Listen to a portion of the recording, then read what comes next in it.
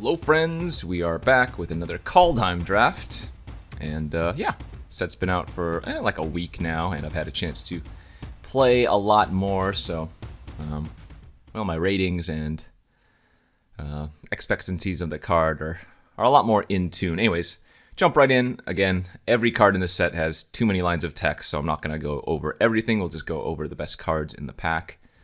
Our mythic here is the Resplendent Marshal, 3/3 flyer for 3, with some minor upside. Upside doesn't really matter too much. This is best in an aggressive deck, I would say, though, to utilize the ability. Other good cards, Carter the Doom Scourge, there's a Frostbite in here, and I think this is the best Snow Duel because it is both green and blue, which are the most common snow types here. I don't mind taking the Resplendent Marshal. Pick one, pack one. Can't really go wrong with a 3/3 flyer with some amount of upside. And yeah, not really passing too much, so seems fine as a pickup. And then what do we get from there? No really good white cards. Master Skald is actually decent, but I wouldn't want a second pick one here. Best cards in the pack are going to be Path to the World Tree and Frostbite. And then you have two good land choices. Ravenous Lindworm is actually really fantastic in this format, but you don't really need to take them that early as well. I think the pick here is probably Path. This just has the highest upside of any pick. And even though Frostbite would be a fine pickup, I think this card is actually better, and it can lead to more broken decks overall. But we'll have to see. I mean, I could very easily just ditch that game plan as we get a Cole the Forge Master, good in the red-white aggro deck. Tuscary Firewalker is fine. Don't really want to take an Iron Verdict here. This card is pretty lackluster, all things considered. Yeah, I think the highest upside pick might just be the Cole now. Now, it is a little bit awkward that I passed two Frostbites, but again, I think it's better to stay open here, and like I said, Path is so much better than the Frostbite that I don't mind passing and then, taking a different card. We'll see from here. There are a lot of good equipment in this format as we get another pretty weak pack here overall. I mean, we've passed a few Elderfang Disciples. I could just take the Arctic Tree Line in this pack. I don't think that's a bad choice because the alternative is like a Breakneck Berserker, which isn't very fantastic. I mean, I think the best two cards here are like the Rootless Yew, which is okay, and the Arctic Tree Line, which again has a lot of upside since I've already taken the Path. Let's take that and see what happens. Okay, some fine options here. We might be moving more into the red-white aggro deck. There's an Axgard Armory, which is a decent utility land. Bloodline Pretender is okay. I haven't been thoroughly impressed with it. Axgard Braggart is actually a really solid. Hill Giant just gets to attack as a 4/4. And then we have two equipment here and even a Dwarven Reinforcements. Kind of want to take the Dwarven Reinforcements instead of the pick. I'd rather take some cheap spells instead of the Braggart too, but again, all of these are fine. And like the Braggart's a warrior. These are both warriors, so could see taking the Braggart here for sure. But I think I'm going to take the two creatures, and I'm going to take the reinforcements here as we get now pick number 6. And Arnie slays the troll, which is good. Mistwalker has been a huge overperformer, and like a Rimewood Falls. Man, I guess I'm going to take the Rimewood Falls now. Like I said, I think this is the best Snow Duel. And yeah, we could still be doing some 5-color shenanigans because, I mean, there's no really good red or white card here that I want to take, so I think that's fine. Okay, I mean, as quickly as we take the Snowland there, we can just immediately move back into red-white as a bunch of good choices here for me. The question is, do I want to take a redundant Cole, or do I want to take the Kaya's Onslaught? Both very good. I think the Onslaught has the highest upside. I already have a Cole, and this card can just, win the game out of nowhere, which well, the red-white decks kind of like. In fact, I'm happy to take a second here. That's a great pickup here. Pick number 8, last card possible. All right, so maybe passing the snow plan. It looks like snow might be open, but I think I'm happy to go with this. And yeah, we got a Valkyrie sword on the wheel. So we pass a troll. Great Hall of Starnhelm is good. But this is looking like a decent start. We even wheeled the Master Skald, which again, like I said, I think is a pretty good card overall. It's maybe not at its best in this particular deck. In fact, it's really fantastic with like Path to the World Tree, but it's going to find a fine home here. Don't really want Iron Verdict if we're going to go a more aggressive deck, but the Divine Gambit is just so awkward. I think you can play it in your white decks. You just don't want to cast this until much later in the game when the opponent has, exhausted their resources. I mean, in fact, I should probably take it over Iron Verdict just because it's uncommon, but I don't expect to main that. Okay, Blast is completely reasonable if we end up going the super aggro route. Oh, wow. And fantastic wheels here as I'm going to end up taking this Axe Guard Armory. We can pick up some more wings or whatever later. I don't think the Ox is good at all, even if you get the the plow or, even a bunch of other vehicles. I just don't think it's good enough. So it is a little bit awkward. Remember, I passed 2 Frostbites, one in my opening pack and one in the, was it the Path pack? I think it was. So could have like one additional burn spell here, but hey, we even wield the 2/2 flyer. I think we have a good starting base. At the very least, a good white aggro starting base. We do not necessarily have to play the red here, although I'm kind of leaning towards that direction. But yeah, not a bad pack one. I'm always sad, though, when I don't end up going snow, as I think the snow is the fun strategy in this format.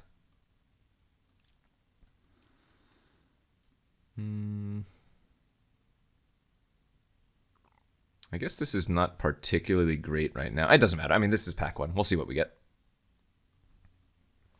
Okay, pack number 2, and we opened a very good blue mythic. This is Alrund's Epiphany. 7 mana, create 2 1/1 bird blue bird tokens, and then you take an extra turn. It also has Foretell. That card is probably good enough to take here, as the red and white alternatives just don't really exist, and I don't really have much red to begin with, so it is possible I pivot into like a white-blue deck. The white-blue deck is, I believe, the Foretell deck. So we'll have to see, but I don't think I'm losing much by taking this, and it is just probably way too good to pass. Okay, a lot of other interesting choices here. Past a Kolvori. This is not a very good creature. It might be the worst of the gods, unless you really have a ton of other legendary creatures. For blue, there's not really much here. For red, we have a Frostbite and a Doomscar Titan and a Rune of Speed. So some good red options here. God,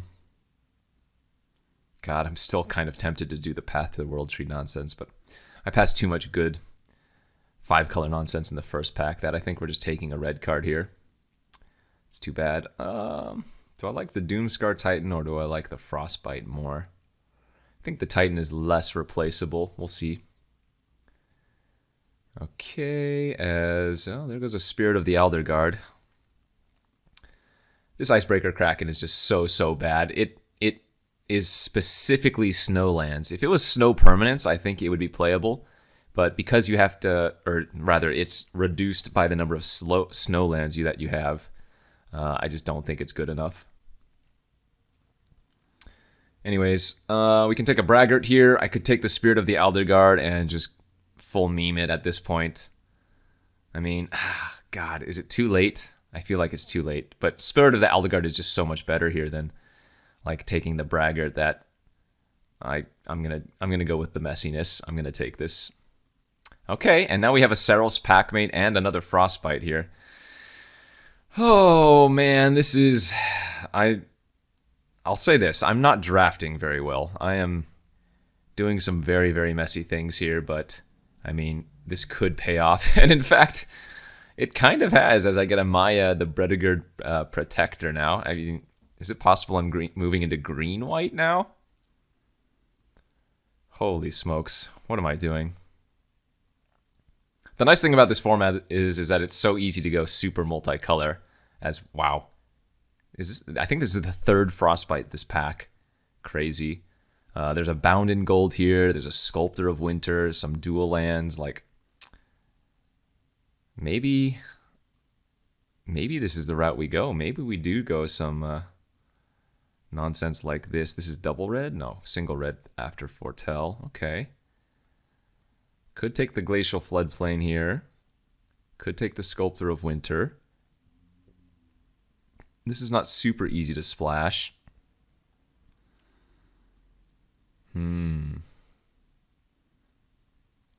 also just take the Ravenous Lindworm, but I'm going to go with the Sculptor now that I've kind of moved down this weird line.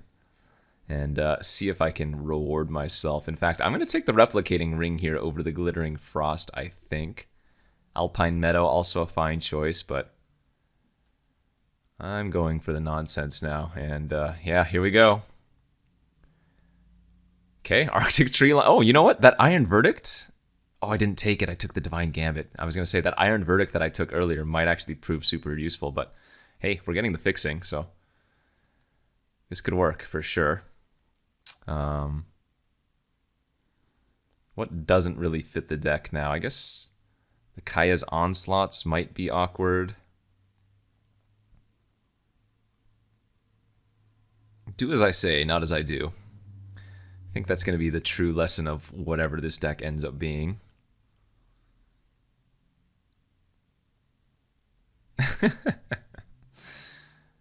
I mean, I'm not splashing for that. We're not splashing that. That's a sideboard card. I could very easily splash for the Doomscar.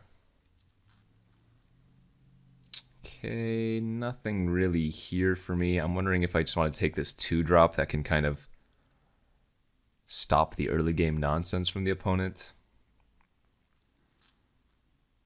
That seems fine. We don't need a second Master Scald now. Okay, Braggart is good. Courser, I mean, a lot of random green-white aggro cards here as we get another Armory, which I don't think we want.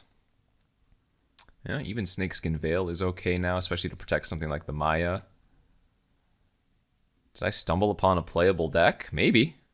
We still have another pack to go, so this isn't crazy. And with the Replicating Ring, the Glittering Frost, and the 3 on-color duels I have right now, like, it's not going to be too hard to splash something if we can, you know, see a good green or black card that we would really want. All right, fantastic pack. Our rare is the Graven Lore. It's probably worth taking. I mean, it is double blue, but it's a instant speed draw 3 baseline, and then if you've paid any amount of snow, you get to scry first. Other fantastic cards in this pack, Packmate and Behold the Multiverse. 2 of the best uncommons in the format. Or sorry, 2 of the best commons in the format. My particular rating is Packmate is the best common. Behold is like 3rd or 2nd. It's pretty close with Demon Bolt, I think. Yeah, so fantastic pack. I think the Packmate is a safer play for now. Just because there is a world where, you know, we just don't even try to get cute with this. And Packmate is always going to be super castable in that scenario. Wow, and now we have the option between a 3rd Packmate and a Spirit of the Elderguard number 2. I think it's just, again, got to be the Packmate. It fits this deck so much better. And yeah, it looks like we're falling into a green-white aggro deck. Like, the Spirit of the Elderguard is going to be fine, but I don't think it's anywhere close to a Packmate. This is fantastic. Anything in my sideboard that I want? No, probably not. Okay, there's another fixing. Arctic Tree Line number 3, this would be. Other cards I've been impressed with include like the Masked Vandal. There are just so many good artifacts and enchantments in this format. You know, a ton of sagas and whatnot, if nothing else, that you can really utilize that to good profit. But I kind of don't mind just taking an Arctic Tree Line here. Though I'm not sure how many tap lands I'm going to want to run in a like quote-unquote aggro deck. Actually, you know what? Another consideration could be the Lityara Mirror Lake. It's double green baseline to activate and single blue, so if we did end up splashing like Epiphany, this card also does some really, really nice work. In fact, I think the upside is high enough, and I kind of want to splash this anyways, that I'm going to take the lake, see what happens. Ooh, another fantastic pack here. Blizzard Brawl, decent removal spell, Augury Raven, really solid blue common. Bergstrider, really, really solid blue common. In fact, if we go more like this, is there a world where I just end up taking the Bergstrider or something over the Raven, over the Blizzard Brawl, over... I mean, these are fine green cards, but man, I've been super impressed by Bergstrider. I think I'm just going to take it here. That's the second Agar that we've seen, and now we're going to pass, I think. I don't really see us playing any of these cards. Like, maybe the Carve is okay when I have 3 Packmates to crew it.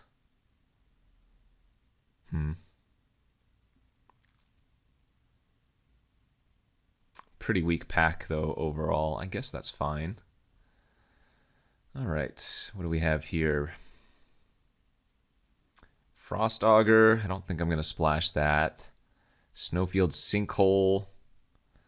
I mean, that's okay for, like, the Path to the World Tree purposes, but doesn't really serve a great use here. I think I might take the Broken Wings. I've been surprisingly impressed with this one. And I think the pack, or the Raptor, is better in the red-white deck, where you have a ton of course, equipment, which is a deck that I had initially jumped into, but let's just take the Broken Wings here. Wow, okay. Hey, this is pick, what? Pick 8, and we're getting a 2/4 flyer for 3. Seems good to me. Ooh, Glimpse the Cosmos, man. Another really solid card that I'm surprised is going around this late. Like, if you're playing Giants, this is a 3-mana dig through time in essence.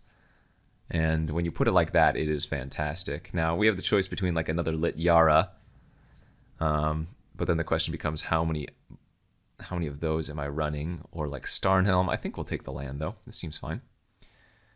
I think given the amount of duels that we saw, it's very possible we will like that other Arctic Tree Line that we saw. Do we want this Raven Wings instead of the Courser? Raven Wings seems fine here, honestly. See how that does. Another fantastic land. I'm not going to splash for this, but Slumber Mound. Killing a land and making a 4/4 Trampler is kind of nice. Just take the Grizzled Outrider here. That's probably going to replace the Master Scald, right? I would think so. Nice. We did, in fact, wheel that other Arctic Tree Line. Okay. I mean, our mana is not bad. Sideboard Disdainful Stroke. I've been impressed with Run Ashore as well. I'm not going to splash for that one, though. More playable cards. Let's take the Oracle for, like, the aggro sideboard. And, yeah, okay. Pleasantly surprised with where I ended up, given kind of how janky I started. Another Master Scald. Yeah, like I said, you don't need to take those very early. You can find them as often as you want. So, we're going to be green-white splashing Epiphany and Bergstrider, which I think is okay. Wouldn't call this deck aggro, but we can get some aggro draws. Packmates are Foretell for 2. Onslaught's Foretell for 2. This Foretell's for 2. I mean, that's not a 2-drop, obviously, but...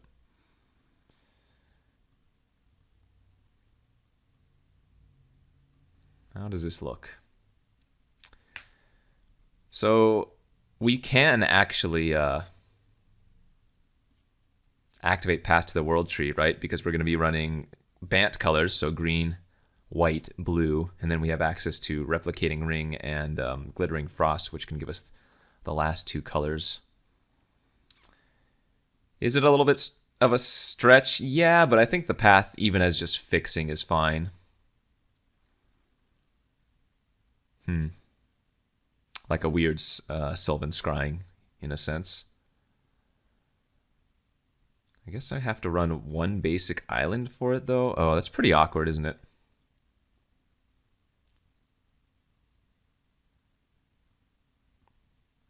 Maybe it's not that awkward. Because I have so many duels anyways. I guess that's probably okay.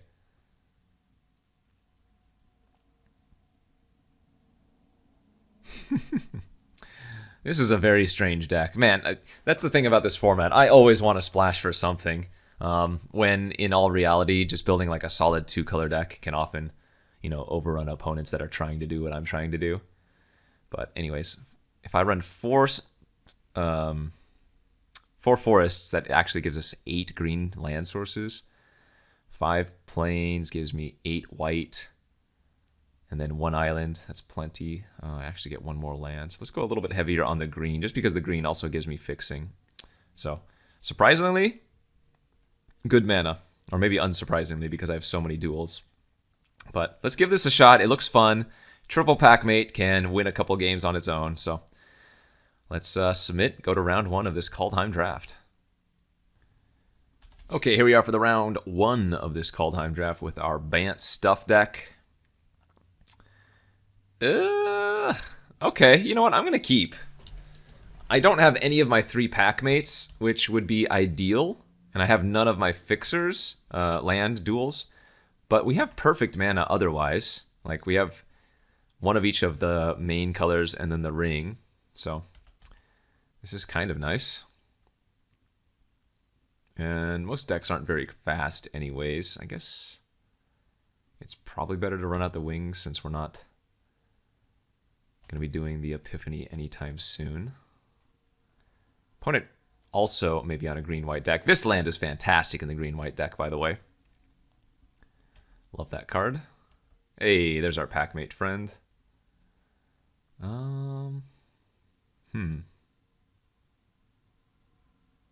Alright, this has super high upside. I'm going to run out the Carve here, because if I draw an untapped land next turn, I get to go Packmate, Crew the Carve, attack. If not, I can just foretell the Packmate and kind of put it on suspend. The Realm Walker. A solid creature. Not a bomb by any means, but you can get some easy value out of it. But yeah, an untapped land here would be nice. Boom shakalaka, and there it is. So let's go Packmate. Draw a card. Crew the Carve. Attack for 4. Look at the top card. If it's a land, we get to ramp. No land, but we draw 5/5. All right, so next turn we have a pretty easy sequence as well. Of course, depending on what they do, but we can play the tap land, play the ring, and then foretell the Epiphany and set up for a time walk turn.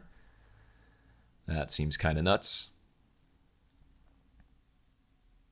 God, Packmate is so good.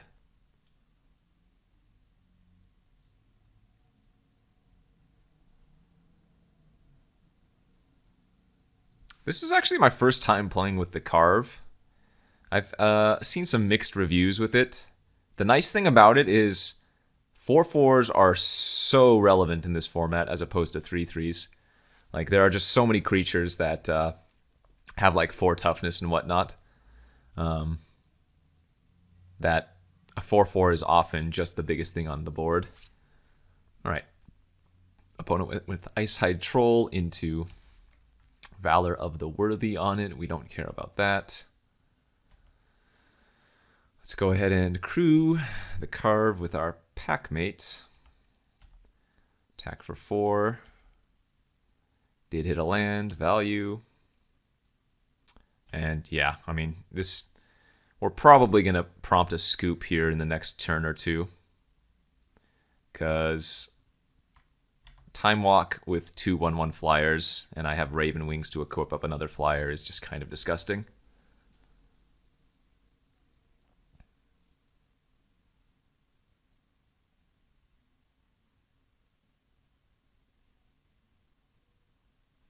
Yeah, I mean, they could just activate the Bredegard Stronghold if they really wanted to. They would gain 7 life and hit me for 7.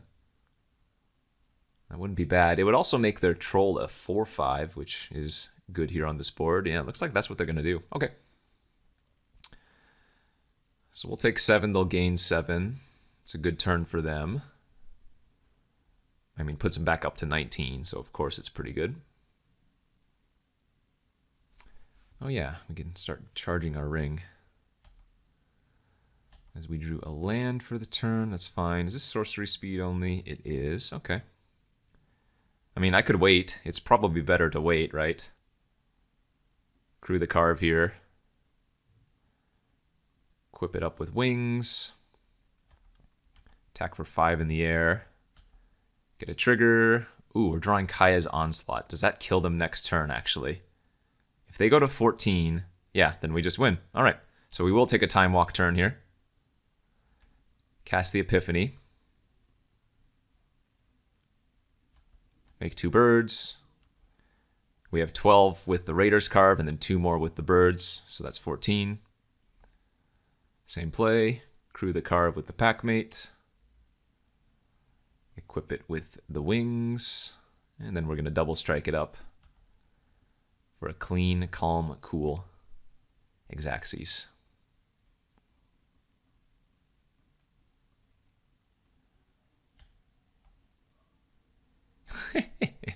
All right, well, that worked really well. I don't often like splashing for double-colored cards, but my mana is... I mean, I have so much fixing that it doesn't feel that bad, and the card is so strong that I think it's worth it. I mean, yeah, you can't really go wrong with a deck that has triple Packmate anyways. Yeah, so they're also on green-white. What does that mean? Do we have any good sideboard versus them? Could bring in Invoke the Divine. It wouldn't be surprising for them to have some Bound in Golds, and we saw like the Valor of the Worthy or whatever it's called. What else? Could bring in Broken Wings. White's going to have a lot of flyers, and it has a lot of enchantments. So I guess Broken Wings is probably a little bit better than bringing in Invoke the Divine. Probably? Question mark. I think that's probably a good include. I might cut one of the Onslaught. Again, we're not super aggro, but this card can just win out of nowhere, but I don't think it's completely necessary. So let's try it like this. Go to a game 2. And again, the only thing we want to see is like turn 2 Packmate. Boo. I mean, if this had one more land, I would just snap, keep it off, but can't keep a 1-lander there. That, on the other hand, is much better. Wow, this hand is fantastic. Definitely keeping. God, I don't want to mulligan any of these cards. I guess I'm going to get rid of the Bergstrider, though. I think I'd rather keep the Replicating Ring. It fixes for my Mirror Lake as well, and obviously a turn 3 Packmate is just too good. Plus, again, the Epiphany, too good. Okay, Spirit of the Elderguard's nice. Surprisingly, again, we have a decent number of snow permanents.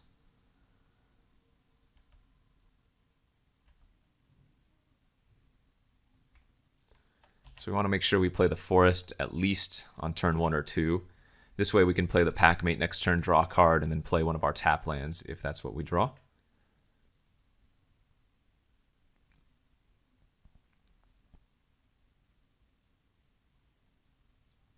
Okay, attack for 2 and foretell from the opponent.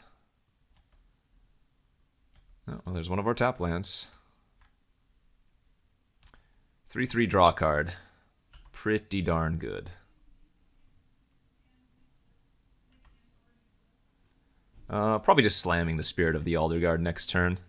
Although we could also go Replicating Ring into foretell the Epiphany, but just like in the last game, it's a little bit better to develop out your board first before getting any of this online.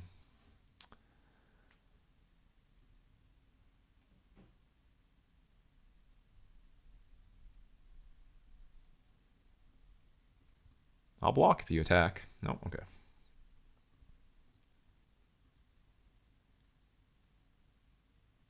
Two mana, Story Seeker. You got it. Another island. All right, let's play the Spirit of the Elderguard. Go fetch up our another green-blue duel, I guess. Or sorry, green-white duel.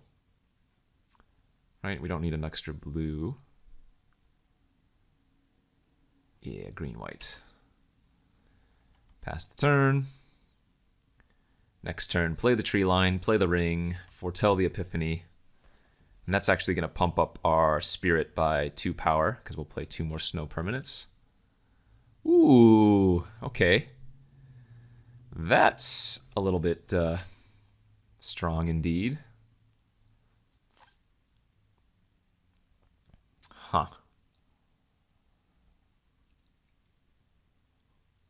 Kind of brutal. All right, I guess I'll trade with the lifelinker and just soak up the 3 damage there. Yeah, they got a Maya of their own. I don't think I want to double block. All right, so tree line, ring, foretell, pass.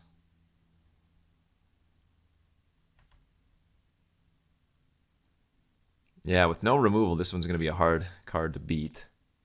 In fact, I don't have any struggles. What is my removal for this? Not much, I guess. Take 4.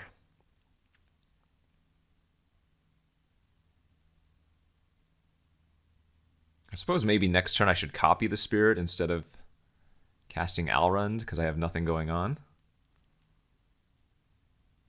And an old growth troll too. Wow, okay.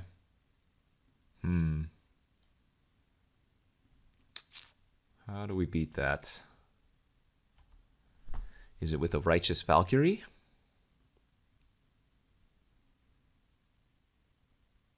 Oh my gosh, look how big all of their creatures are.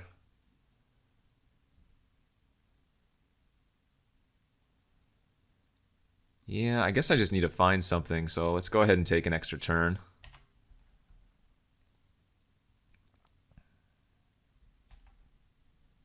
My own Maya would be a good start.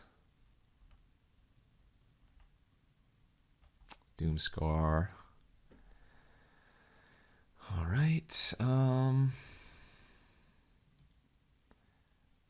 Angel or Cleric and gain life equal that creature's toughness. So it doesn't matter what order I do this in, we're going to gain the same amount of life either way.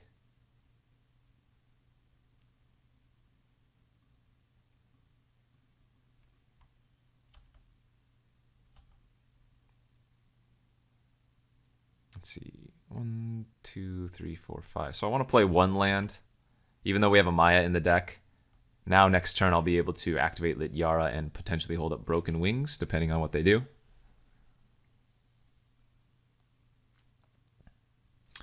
One way for me to go off here is because this isn't not a legendary card.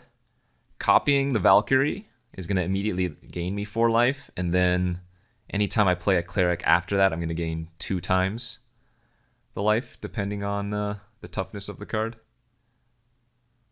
So let's go ahead and trade there, trade here. I'm not going to play around any combat tricks. Okay, that's fine. Really need them to play something that I can Broken Wings. That's not a Broken Wings target either.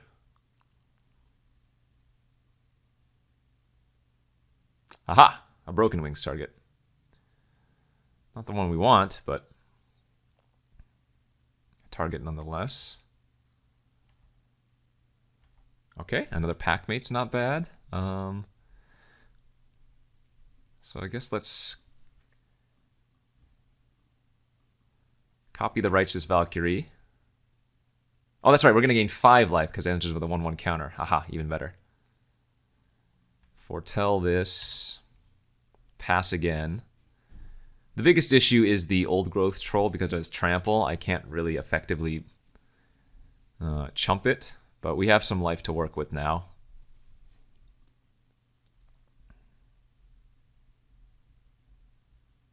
So yeah, we'll take our 5, no problem. Actually, these Valkyries are doing a good job of holding off the opponent. Ooh, you know what would be another fantastic draw? My my Valkyrie sword. The one that makes an angel. Because then I would gain, what, 2 times 5 life? Okay, Bergstrider is also not terrible. Doesn't gain me any life off of the Valkyries, but it can tempo down the old growth troll here. And we're just going to pass again. Because we can multi-block the Grizzled Outrider even if they put the bow on it. About time they drew another land, although even when they draw a land, they get a 2/2 out of the deal.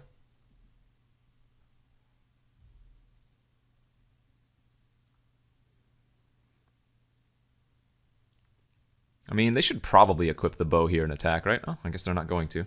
Oh, wow. That had to be a mistake for them.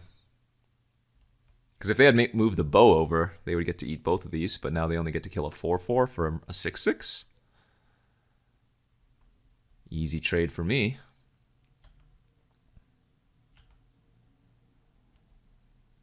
Okay, that's not what we need. I'm gonna start have to do some business here on the old growth troll. Unfortunately, it's part of the cost.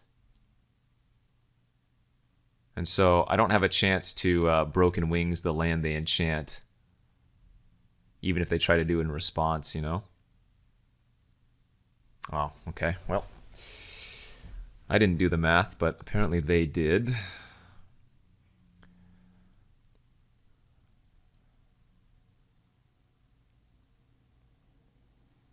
We definitely want to eat this if possible.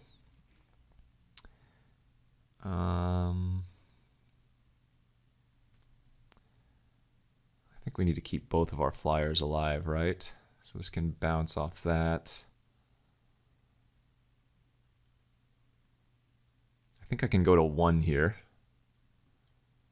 Right? If I go like this, kill the bow. Oh, no, the bow adds 2 damage. That doesn't work. So I do need to put something bigger here, don't I?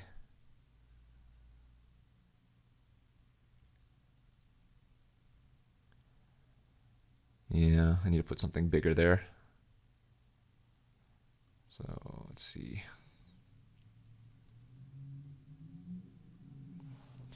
Might have to throw away one of my angels.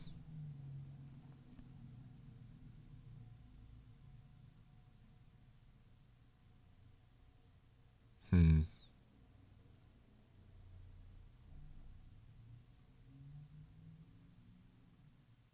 then jump here, kill this. I'm taking 1, 4, 5, 6. Go to 1.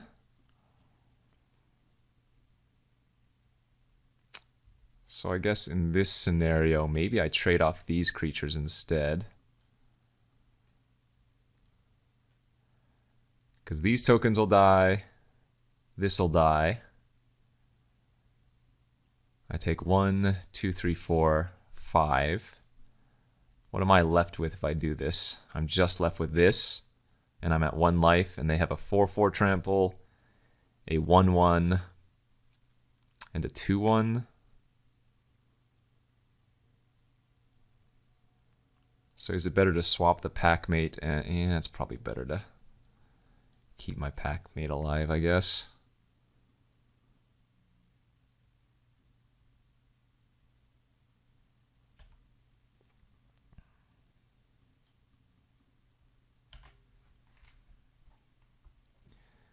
And now let's draw our angel sword, please.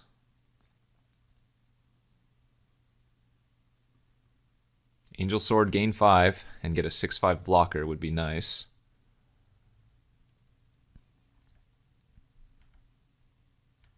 Nope. Another land. Land type card. All right. GG, go next. I wonder if I have too many mana sources in this deck, actually. Because I have 17 lands, the Path to the World Tree, the Frost, and the Ring. But I don't think having that many lands is actually a bad thing here.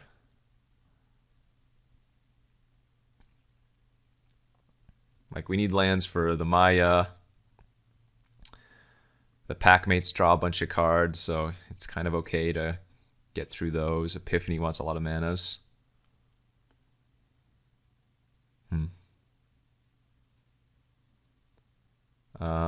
Was Broken Wings good enough there? Maybe it wasn't. Maybe I just want like a 2/2 lifelink.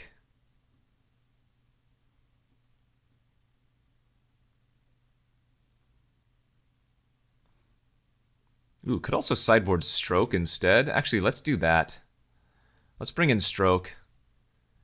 Seems like a fine splash. Can counter like the Maya or some other relevant cards. This hand is... I guess a keep. A little bit awkward, but fine. Let's lead with the Arctic Tree Line. Need to find a little bit of action here, but at least we can cast all of our spells. Pretty much, anyways. Did not want to see another land.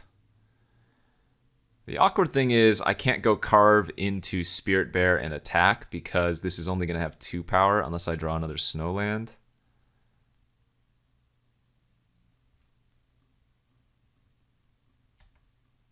So hopefully we can draw exactly with that card. All right, perfect. So now we get to go carve into Packmate, draw a card, and crew.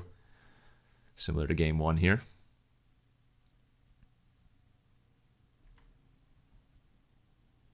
Nice thing for us if this is just a Packmate. Again, the carve being a 4/4 is actually super relevant in this format. Oh, wow. That's really good for us. Very lucky anyways. They missed a land, and that is clearly not a Packmate.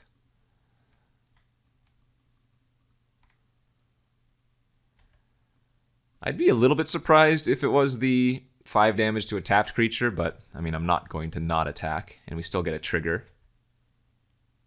Alright, going to draw the Sculptor. And it looks like it's not the 5 damage to a tapped creature card, so... yeah, if they don't draw a land this turn...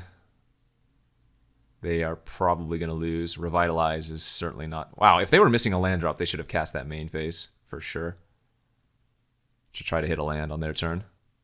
Yeah, because imagine if they had drawn this off of the Revitalize, and now they just don't have 3 mana this turn. But mistakes in our favor, we will take.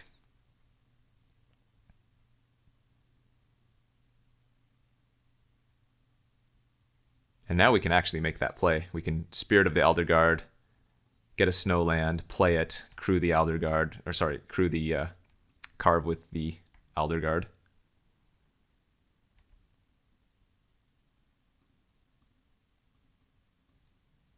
Hit you for 7.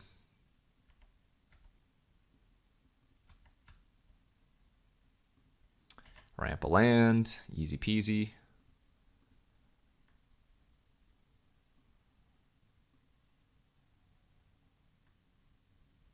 Another Revitalize, okay. Wouldn't recommend playing that card. I guess this could be like Doomscar. Could be a Wrath. That'd be a little bit annoying. Wait, what? I'm so confused. Oh, so they were... so they just really wanted to make it a 4/4, I guess? I guess? I couldn't tell you for certain what that play was.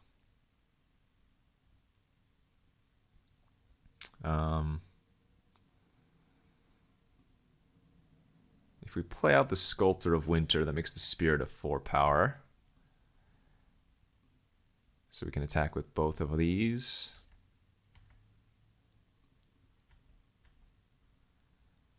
Nice. Ooh, that's a nice land value hit. I'm going to let them trade if they want to. And then if they go for like a Snakeskin, we can blow them out. But a trade there is fine for me. And then I guess we'll just play a 3/3 flyer.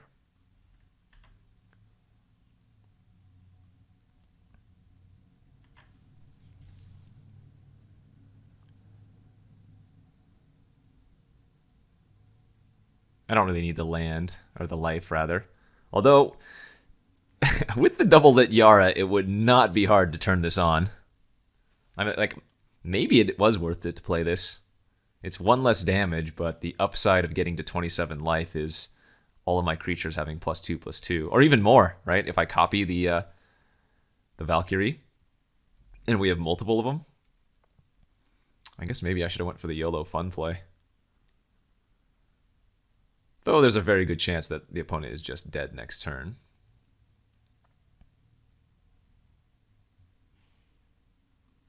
Okay, Foretell, I ain't gonna save you.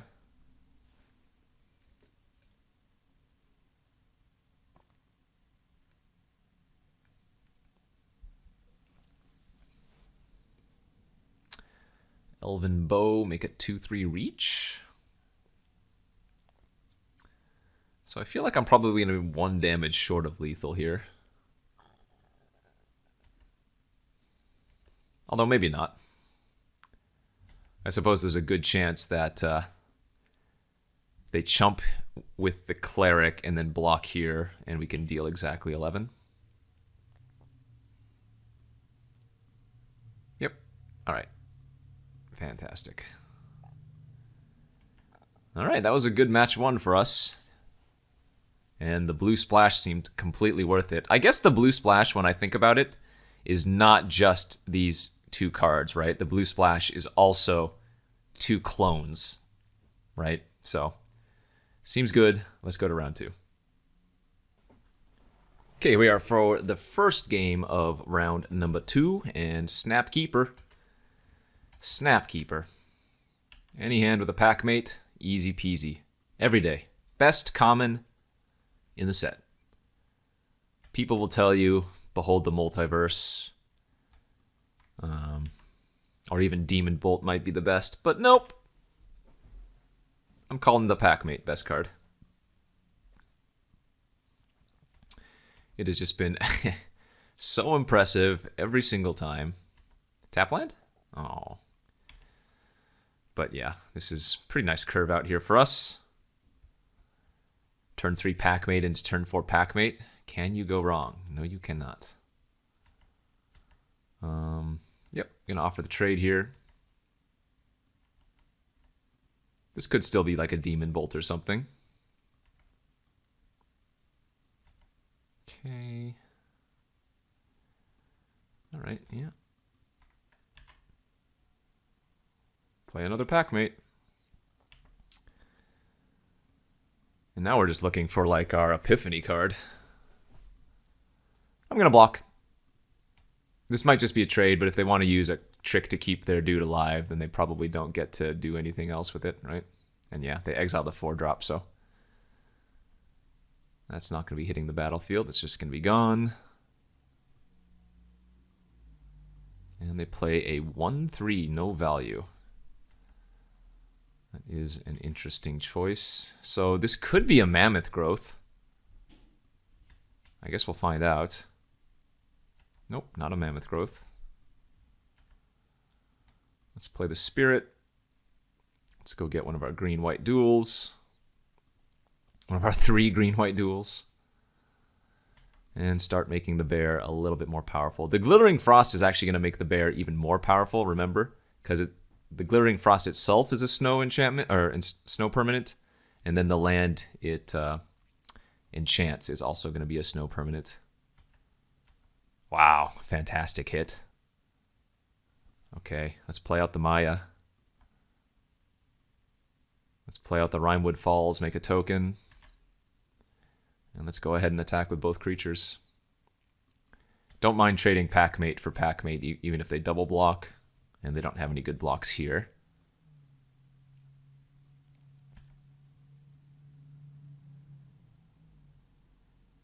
Oh, wait, what? Okay, they just threw away a Snakeskin Veil for some reason. Maybe they thought they was going to save it. Okay, sure. And they had a squash. Okay. So there goes the Maya. What is my sequence next turn? Probably just copying the Spirit of the Elderguard here. Right? If I play land... 1, 2, 3... 1, 2... Oh, no, that doesn't work. Might have just punted there. Because it's 5 and the land itself. Shoot. So, made a small misplay here. Should be attacking for 3 here. Or sorry, it should be attacking for 4 here instead of 3. Because I should have another snow land on the battlefield. Oh well. Both of these are going to be lethal next turn since I have the double strike. I guess they're going to play a Lindworm probably. Yeah. I mean, minor mistake, but hopefully it doesn't end up biting me in the butt. Okay, so I can go... Now I can go Glittering Frost the Plains, right? Have access to 4 mana. Play the Plains. Play out the Replicating Ring, which is another snow permanent. And now I attack with everything. Odds are the 6/6 is going to go on the 7/5, and the Vandal is going to eat the 1/1 token, leaving me with double strike lethal. What? I did not see that coming. Okay, so that probably tells me they have a fight card in their hand. Or maybe it's one of their foretold cards, but we still kill them here. Because the only reason they wouldn't trade off their worm is to be able to fight one of my larger creatures and potentially keep their Lindworm around. Okay, good game. I drew 2 packmates.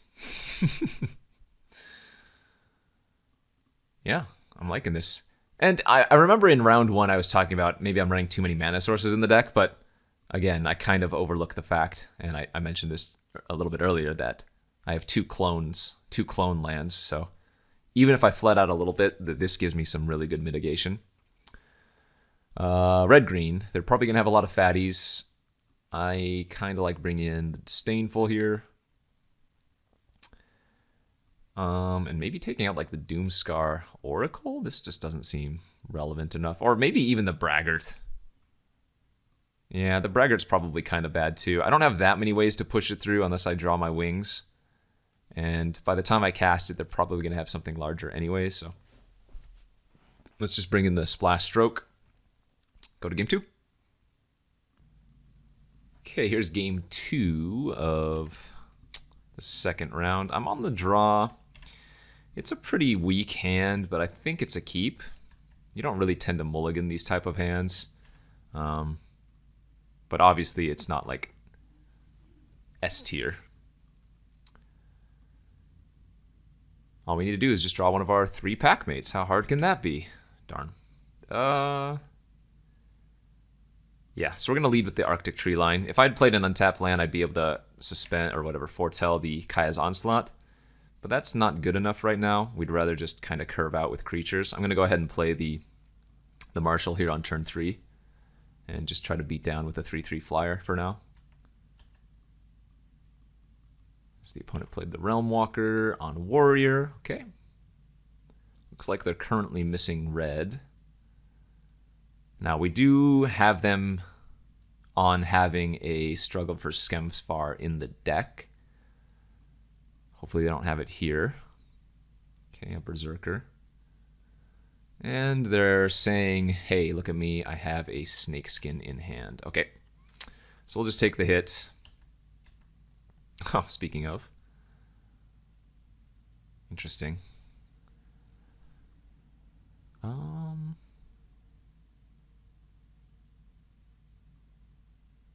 Yeah, let's play out the Spirit. It's a 1/4, so it's going to be able to block the Realm Walker and not get threatened by the Snakeskin. And I kind of want to just push damage here since I have the Double Strike card in hand. This can quickly end any racing scenario. I mean, I could bait out the Snakeskin by blocking the Berserker, but I don't think that's worth it.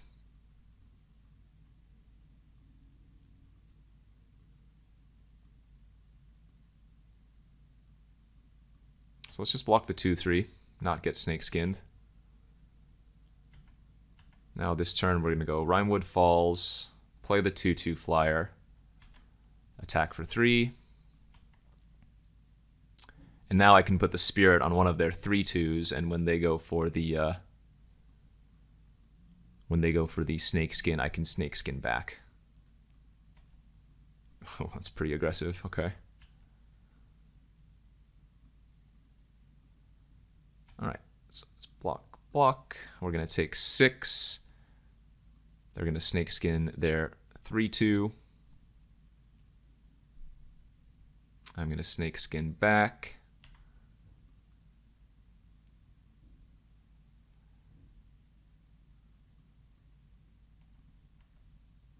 Ooh, man, I'm really close to lethal here, aren't I? I am. Let's play the or the Maya. Let's play the Plains, make a 2/2. And I'm going to play it a little bit conservatively since just attacking with this gives me lethal in the air next turn. So let's leave back 3 creatures.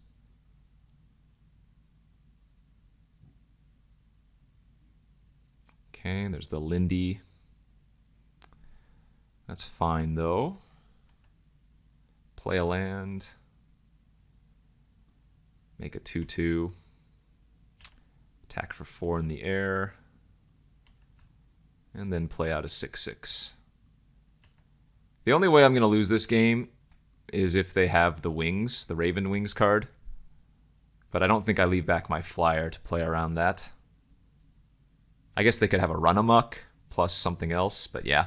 All right. Woof. This deck is working. I'm liking it. 2-0, and let's go to round 3. All right, here we are for the 3rd and final round of this Kaldhiem Draft.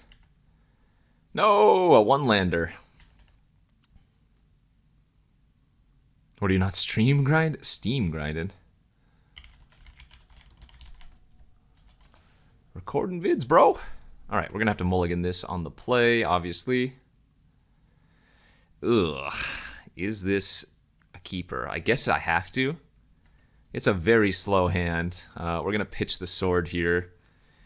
And as usual, we're going to hope that we draw some pack mates or anything like that.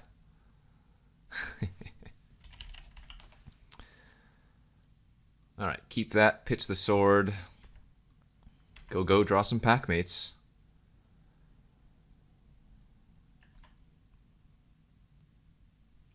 Red, sure. Hey, Sculptor of Winter is a pretty fantastic draw. All right, I accept. Don't frostbite me, bro. Red-white, so they're probably going to be an aggro deck. Or at least a deck with like a heavy number of equipments.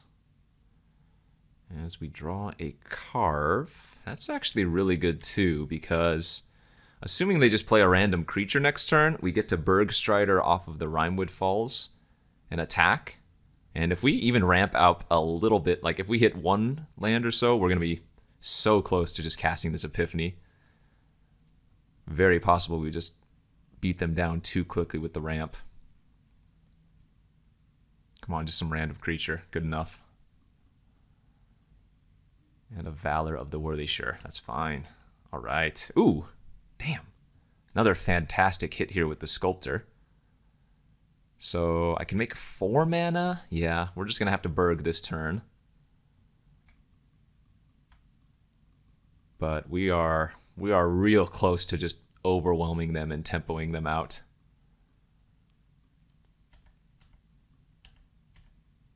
Ooh, and we're drawing a pack mate. All right, so that's fantastic too, because now we know next turn we get to go play the Frost, tap the land, untap it with Sculptor, play the pack mate, crew the carve, attack for 8, draw a card. Oh yeah. I think this is what you call feeling good. As the opponent, yeah, and they're just playing a bunch of red-white poopers, so we are going to be in fantastic position here. As, I mean, I think it's correct for them to try to race. It's just little do they know.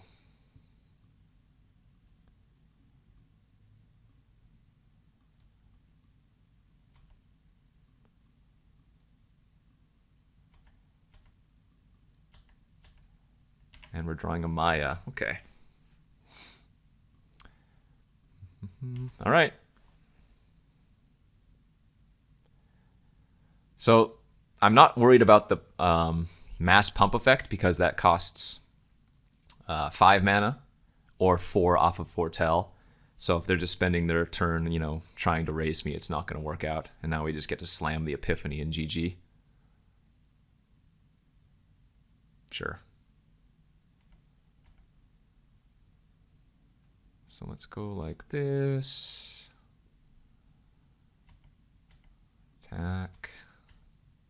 Drawing another Packmate next turn. Great.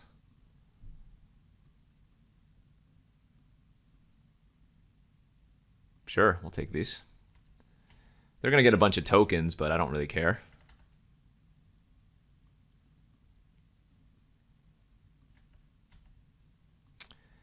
There we go, white.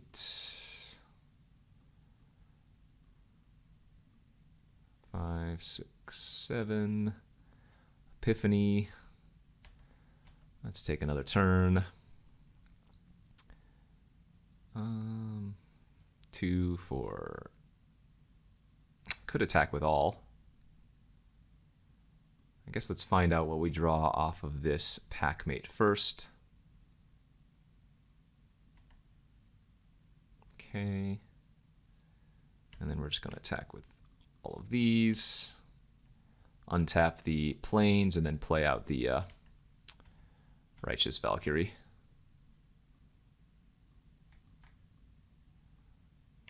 I could hold on to the land to trigger the Maya, but I don't think that's going to be too necessary. I mean, look at this board state. We drew quite the hand. What a fantastic draw that was. Especially the what do you call it? The turn 2 Sculptor of Winter was just absolutely nuts. All right, red-white aggro. I'm going to bring in some more defensive strategies here. I think Broken Wings is also a very decent sideboard option. Let's also bring in the 2/2 Lifelinker. We can cut the Braggart on the draw. We can probably cut one of the Onslaughts.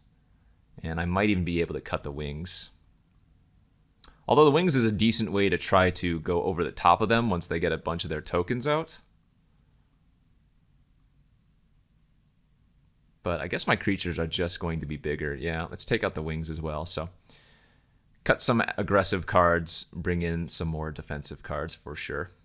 And do I want to bring in Invoke as well? That's a good question. I think I can probably cut the Sword. It's a little bit slow, and Invoke gaining 4 life and killing an equipment or killing one of their Valors seems great. Let's do that. All right, we're up a game in the finals. Can we convert? We're on the draw this game, so oh my gosh. Well, once again, we'll be going to 6.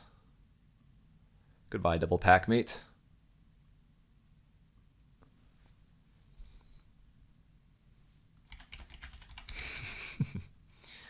We'll go to 6 here. Oh my, I think we're going to have to go to 5. If I keep this hand, it's a keep and pray, because I do have perfect mana. No, but I think I'm just much better off trying to go to 5 and hitting like a Packmate. All right, I mean, this hand's fine. We'll keep this one. We'll pitch the Broken Wings.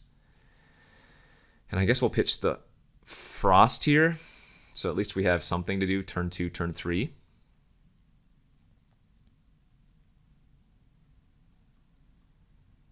That was brutal, indeed. Ah, they have a turn 1 Usher. The card is so good on the play. Like, there aren't many things that can kill that. In fact, is there only... I guess there's Frostbite and then playing a 1-drop of your own. Those are basically the only things you can do.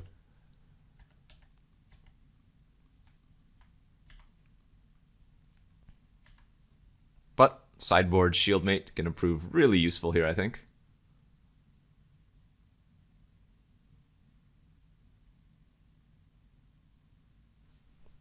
Can you imagine that being like Valkyrie's Sword here instead or something? We just get completely run over. Okay, Valor of the Fallen. Ah, make it a 4/3. All right, you got me.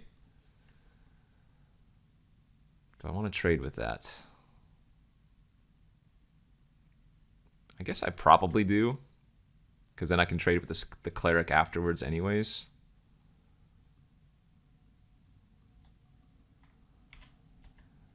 And let's pass. Hopefully they can't kill this turn. I think if they attack with the Usher, I might just take it though, because I don't know if they would make that trade without themselves having some kind of another trick. And if we wait a turn, then we can play the Carve, crew the Carve, and still hold up Snakeskin.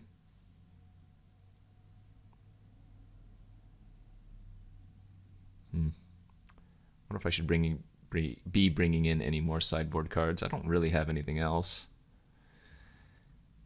Huh.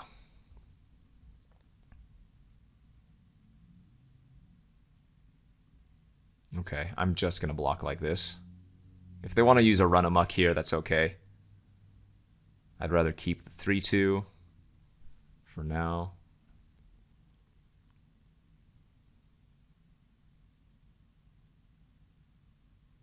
Okay, they have a flyer of their own.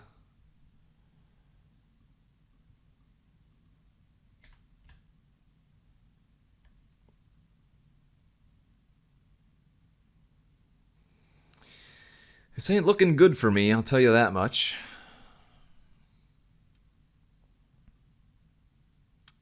Foretold a card. Ooh, and a coal. Yikes. They should definitely attack for 2 here, right? Yeah.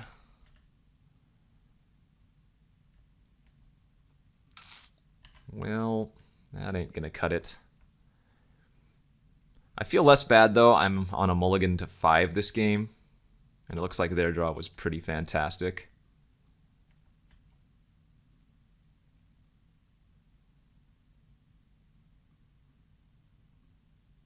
Let's go ahead and crew.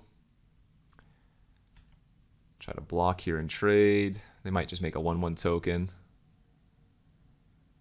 If they're not making a 1/1 token, what does that mean? I don't know, but I still... Oh, right, because they return it back with the coal. That's what they're doing. I would need Doomscar to survive, but I don't have that in my deck, so I think we're just dead here, as they foretold another card. All right, red-white aggro. We're probably going to a game 3 here. Looks like it. Let's go to game 3. Both players have had some fantastic draws on the play, but now I will be on the play for game number 3. I wonder if the Divine Verdict or Divine Gambit's worth it versus them. Because they're not going to have that many super powerful spells. Like, could it be better than the Onslaught? It could be. All right, let's do it. I'm not going to bring in Revitalize. Game 3 on the play.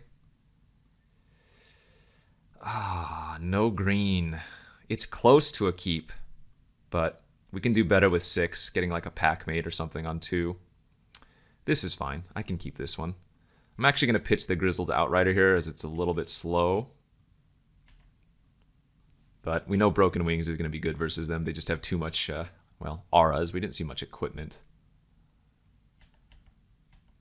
Okay, yeah, let's play out the 2-power lifelinker on turn 2.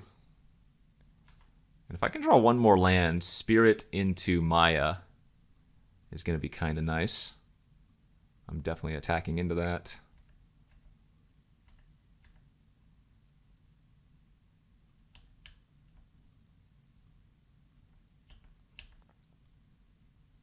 I'm going to lead with the tree line. We do have a double white card, and there's not like too many blue cards that, well, no blue cards, right? It's just the Bergstrider and the Epiphany, which we don't need till later.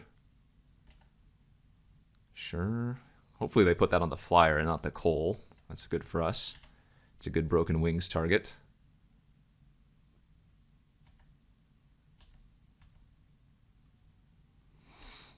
Okay, I'm going to pass here, hold up Broken Wings.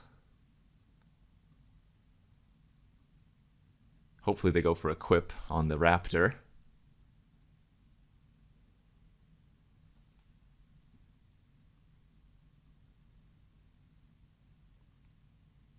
Like a rune? Okay, well that Equip works too. Play it on the Raptor. Raptore. Boo. That's what happens if I trade. It's chanted or equipped. I wonder... Oh, wow, they're letting me trade with the coal.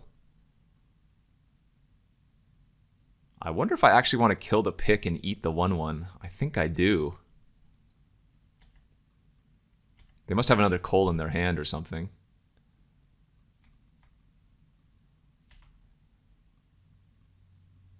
That's fantastic. We'll take that for sure.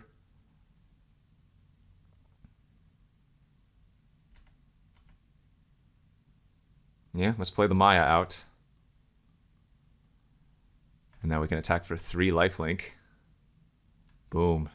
This lifelinker also saving the day.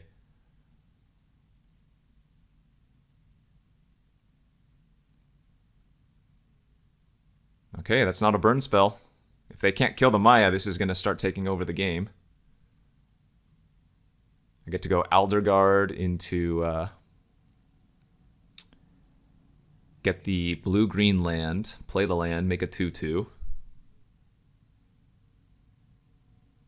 Ooh, Spectral Steel. Sure, that's fine.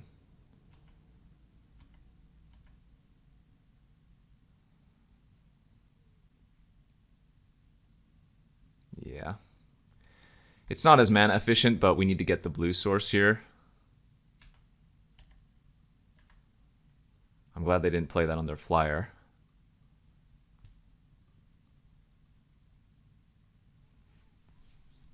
What does this card do again? Exile it from your graveyard, return another target aura. Huh. And they also played out Bergie, which is kind of nuts. Because it feels like this is probably the top end card that they want to play out as the artifact. And they're attacking? Are they going to tap? This is so aggressive. I love it. That's great for me. Okay. I think we just take 6 because we can gain 3 back on the block or on the front side. I might like Lit Yara the Seeker as well and make a 4/4. Oh, they have 1 card in their hand for Divine Gambit. That's hilarious.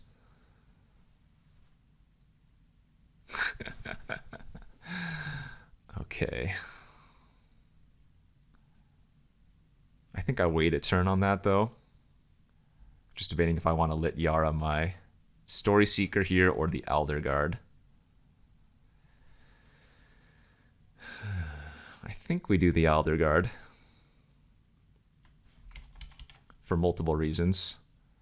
1, it's going to give us some more snow permanents, but 2, it gives us more land for the Maya.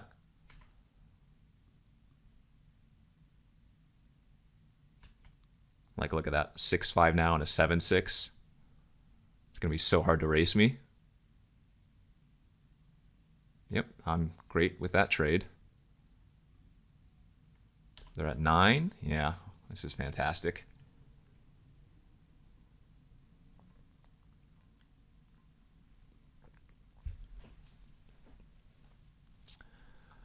Can you even attack, opponent? With the flyer. All right. Can't block it. Take 2. 14. Pass. Interesting. Let's play the land.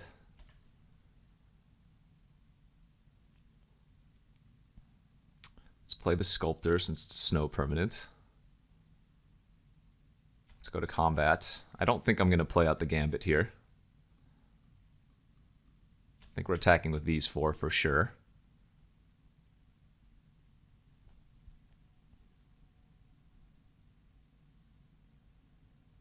Okay, passing priority. I mean, they could just have the +2/+1 thing. Oh, Kaya's Onslaught defensively. Nice. Sure. They do lose their coal. And they still take 4. And I mean, look at the battlefield.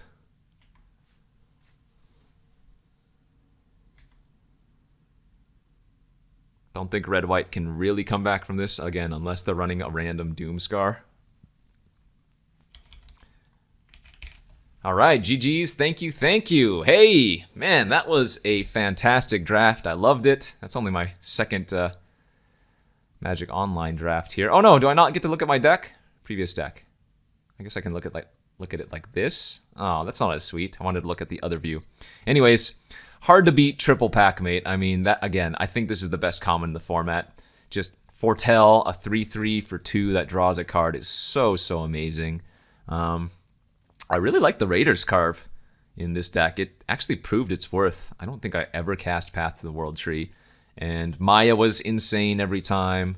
And yeah, Epiphany was insane every time. So fun little Bant brew there.